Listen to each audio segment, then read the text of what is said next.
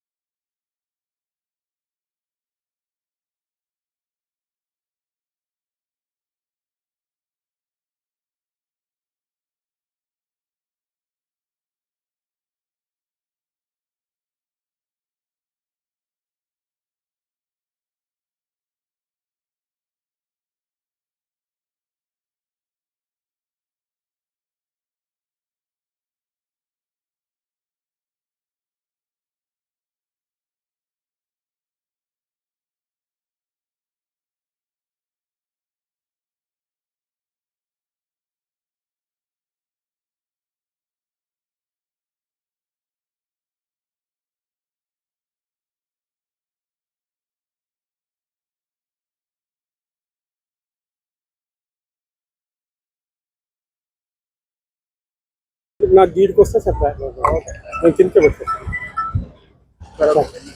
రెండవ సాధారణ మున్సిపల్ ఎలక్షన్లో భాగంగా ఈరోజు ఆలేరు పట్టణంలో ఆలేరు పోలీసు తర్వాత రిజర్వ్ పోలీసు మొత్తం సుమారు 50 మంది వరకు కవాతు చేయడం జరిగింది.